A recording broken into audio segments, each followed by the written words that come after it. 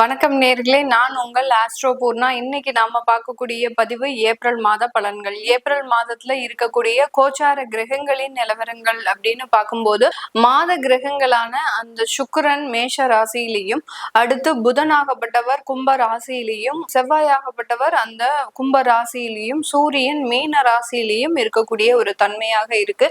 வருட கிரகங்களான குரு பகவான் மிதுன ராசியிலையும், கேது பகவான் சிம்ம ராசியிலையும், ராகு பகவான் கும்ப ராசியிலையும், சனி பகவான் மீன ராசியிலையும் இயல்பு தன்மையோட இருக்கிறாங்க.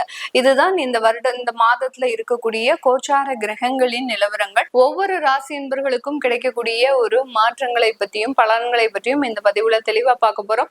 இந்த சேனலை முதன்முறையா பாக்குறீங்க அப்படின்னா சப்ஸ்கிரைப் பண்ணிக்கோங்க. பெல் பட்டன்ல ஆல் ஆப்ஷன் சூஸ் பண்ணிக்கோங்க. கன்னிராசி என்பர்களுக்கு ஏப்ரல் மாதம் எப்படி இருக்க போகுது? கன்னிராசி என்பர்கள் ஏப்ரல் மாதத்துல நிறைய விஷயங்கள்ல உங்களுக்கு மென்டலி இருக்கக்கூடிய, அதாவது மனநிலை சார்ந்த சில குழப்பங்கள்லாம் வெளியில வருவதற்குண்டான ஒரு தருணம். அதே சமயத்துல சில இடத்துல நீங்க தேவையில்லாம ஒரு ஆன்லைன் ஸ்கேம்ல எல்லாம் மாட்டிக்கக்கூடிய ஒரு தருணமாக இருக்கு. ஏன்னா உங்களுடைய அந்த ராசி அதிபதி அப்படின்னு சொல்லக்கூடிய அந்த புதன் பகவான் மாதத்தின் இறுதியில அந்த மீன ராசியிலிருந்து மேஷ ராசிக்கு 8ஆம் இடத்திற்கு சஞ்சாரம் செய்ய போறாரு. இது மாதத்தின் இறுதியில தான், 30ஆம் தேதி தான். அதனால அது வரைக்கும் இருக்கக்கூடிய சில விஷயங்கள்ல நீங்க தெளிவான மனநிலையோடு செயல்படுவதற்குண்டான ஒரு தருணம். ரொம்ப போராட்டங்கள் நிறைந்த ஒரு வாழ்க்கை அப்படின்னு சொன்னோம்னா இது இந்த கன்னிராசி என்பர்களுக்கு தான். அந்த போராட்டங்களையுமே ரொம்ப எளிதாக எடுத்துக்கொள்ளக்கூடியவர்கள். இவர்கள மாதிரியாக எவ்வளோ பெரிய பிரச்சனைகளையும் கூட சரி பார்த்துக்கலாம் அப்படின்னு ரொம்ப கேர்லெஸ்ஸா எடுத்துக்கொள்ளக்கூடியவர்கள் இந்த கன்னிராசி என்பர்கள். இப்படிப்பட்ட இந்த கன்னிராசி என்பர்களுக்கு திருமண வாழ்க்கையில நிறைய ஒரு சோகமான சம்பவங்கள் அப்படின்னு சொல்லலாம். திருமண வாழ்க்கையில நடக்கக்கூடாத விஷயங்கள்லாம் நடந்துருச்சு. அதே மாதிரியான அந்த காதல் போன்ற விஷயங்களும் அதிகப்படியான தோல்விகளை கொடுத்துருச்சு அப்படின்னு சொல்லக்கூடியவர்களுக்கு இந்த மாதத்துல இருந்து அதற்குண்டான ஒரு நிவாரணங்கள் அப்படின்றது கண்டிப்பாக கிடைக்கும். இரண்டாவது திருமணம் சம்பந்தப்பட்ட சில விஷயங்கள்ல உங்களுக்கு ஏற்றங்கள் இருக்கக்கூடிய ஒரு தருணம்.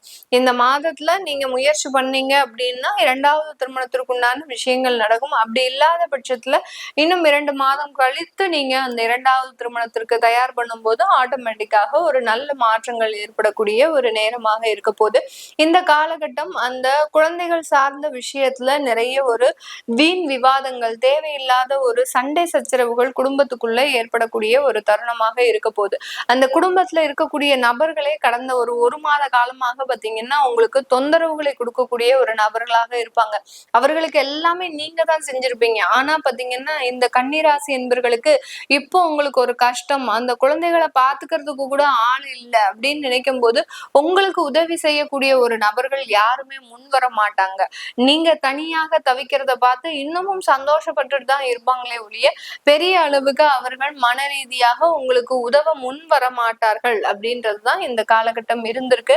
இது எல்லாமே கொஞ்சம் கொஞ்சமாக தான் இந்த மாதத்துல உங்களுக்கு நிவர்த்தி ஆகக்கூடிய ஒரு தருணம். ஏன்னா குடும்பஸ்தானாதிபதி 8ஆம் இடத்துல சஞ்சாரம் செஞ்சுட்டு இருக்கிறாரு. இவரு இந்த மாதத்துல 20ஆம் தேதி தான் அது 9ஆம் இடத்திற்கு சஞ்சாரம் செய்ய போறாரு. அதனால இந்த மாதத்திலயும் அந்த குடும்பத்துல இருக்கக்கூடிய நபர்கள் கிட்ட ரொம்ப கேர்ஃபுல்லா இருக்கணும்.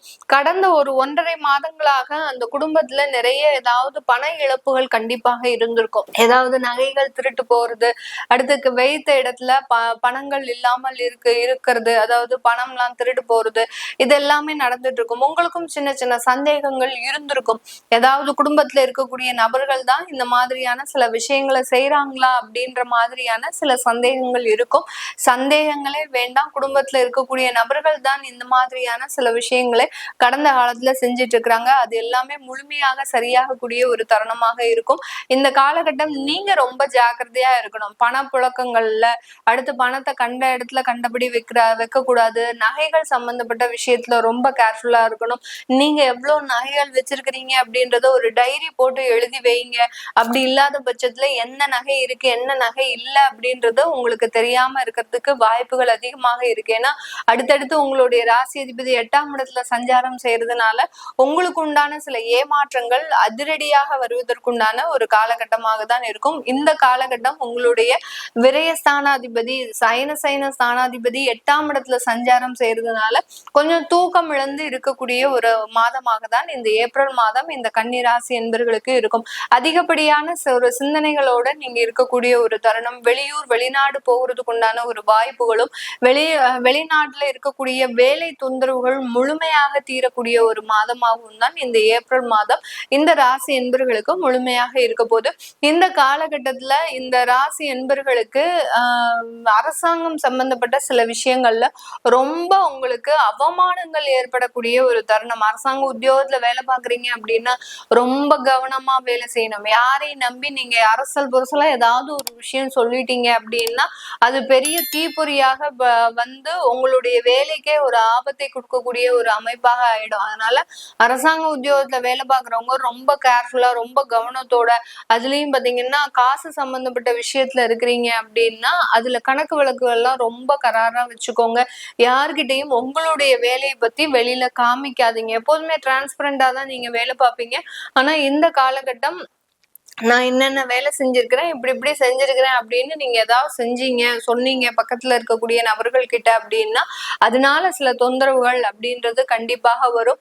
உங்க மேல ஒரு பிளாக் மார்க் விழுறதுக்கு உண்டான ஒரு அமைப்புகள் அப்படின்றது இந்த கன்னிராசி என்பர்களுக்கு இருக்கு. அடுத்து அரசாங்க தேர்வுகள் எழுதுறவங்க ரொம்ப கடின முயற்சி எடுங்க. உங்களுக்கு கடின முயற்சி எடுத்துட்டீங்க அப்படின்னா அதிகப்படியான ஒரு நன்மைகள் நடக்கிறதுக்கு உண்டான ஒரு நேரமாக இருக்கும். பெண்களுக்கு மூட்டு சம்பந்தப்பட்ட சில தொந்தரவுகளும் பிரச்சனைகளும் வருவதற்குண்டான ஒரு நேரம். அதிலிருந்து ஒரு ஆயுர்வேதிக் முறையிலயோ இல்ல உங்களுடைய மருத்துவ ஆலோசனை பெறுவதனாலயோ அதிலிருந்து நிவாரணம் அப்படின்றது இந்த மாதத்தின் பிற்பகுதியில கிடைக்கிறதுக்கு உண்டான ஒரு காலகட்டமாக தான் இந்த கன்னி ராசி என்பர்களுக்கு இருக்கக்கூடிய ஒரு நேரமாக இருக்க போகுது. இது எல்லாமே நம்ம கோச்சார நிலவரப்படி பலன்களை கணிச்சு சொல்லியிருக்கிறோம். உங்களுடைய சுய ஜாதக திசாபுத்தி பலன்களை பார்க்கணும் விருப்பப்படுறவங்க கீழே இருக்கிற நம்பருக்கு வாட்ஸ்அப்ல அப்பாயின்மெண்ட் வாங்கிக்கிட்டு நீங்க கன்சல்ட் பண்ணிக்கலாம். உங்களுடைய குழந்தைகளுக்கு ஜாதகம் எழுதணும், நியூமராலஜி படி பெயர் வைக்கணும்னு நினைக்கிறவங்களும் கீழே இருக்கிற நம்பருக்கு வாட்ஸ்அப்ல மெசேஜ் அனுப்புங்க. அதற்குண்டான விவரங்கள் தெரிய வரும். இந்த மாதத்துல பாத்தீங்கன்னா கிரகங்களின் பயிற்சிகள் அப்படின்னு எடுக்கும்போது 1.5 மாதங்களுக்கு ஒரு முறை பயிற்சியாக கூடிய அந்த செவ்வாயாகப்பட்டவர் 3ஆம் தேதி அந்த கும்ப ராசியிலிருந்து மீன ராசிக்கு பயிற்சியாகி வருகிறார். இந்த கும்ப ராசியில இருக்கக்கூடிய ஒரு தருணங்கள் தான் அதிகப்படியான உலகெங்கும் இருக்கக்கூடிய சில இடங்கள்ல நிறைய ஒரு போர் சம்பந்தப்பட்ட சில பிரச்சனைகளும் அதிகப்படியான உயிரிழப்புகளும் ஏற்படக்கூடிய ஒரு தருணமாக இருக்கு. அதனால இந்த 3ஆம் தேதிக்கு மேல இந்த மாதிரியான சில அசம்பாவிதங்கள் குறைய தொடங்குகின்ற ஒரு காலமாக இருக்கும். அடுத்து அந்த புதனாகப்பட்டவர் மீன ராசிக்கு, அதாவது கும்ப ராசியிலிருந்து மீன ராசிக்கு அந்த 11ஆம் தேதி பயிற்சியாகி வருகிறார். மீன ராசியிலிருந்து மறுபடியும் 30ஆம் தேதி ஏப்ரல் மாதம் பயிற்சியாகி மேஷ ராசிக்கு பயிற்சியாகிறார். அடுத்து இந்த மாத கிரகங்கள்ல அந்த சூரியன் ஆகப்பட்டவர் அப்படின்னு சொல்லக்கூடிய அந்த மாத கிரகம், அந்த சூரியன் மேஷ ராசிக்கு உச்சம் பெற போறார். இந்த மாதத்துலதான், சித்திரை மாதத்துலதான் அந்த மேஷ ராசியில சூரியன் உச்சம் அடைகிறதுனால இந்த காலகட்டம் மிகவும் ஒரு அற்புதம் வாய்ந்த ஒரு காலகட்டமாக இருக்கும். நிறைய வருமான தடைகள்லாம் நீங்குவதற்குண்டான ஒரு தருணமாக இருக்க போகுது. அடுத்து சுக்கிரன் ஆகப்பட்டவர் மேஷ ராசியிலிருந்து தன்னுடைய சொந்த ஆட்சி வீடான அந்த ரிஷப ராசிக்கு 20ஆம் தேதி ஏப்ரல் மாதம் பயிற்சியாகிறார். இந்த மாதிரியான சில மாற்றம், அதற்குண்டான ஒரு விவரங்களை தெரிஞ்சுக்கணும் விருப்பப்படுறவங்க கீழே இருக்கிற நம்பருக்கு வாட்ஸ்அப்ல அப்பாயின்மெண்ட் வாங்கிக்கிட்டு நீங்க கன்சல்ட் பண்ணிக்கலாம். உங்களுடைய குழந்தைகளுக்கு ஜாதகம் எழுதணும், நியூமராலஜி படி பெயர் வைக்கணும்னு நினைக்கிறவங்களும் கீழே இருக்கிற நம்பருக்கு வாட்ஸ்அப்ல மெசேஜ் அனுப்புங்க. அதற்குண்டான விவரங்கள் தெரிய வரும். உங்களிடமிருந்து விடைபெறுவது உங்கள் ஆஸ்ட்ரோ பூர்ணா. நன்றி, வணக்கம்.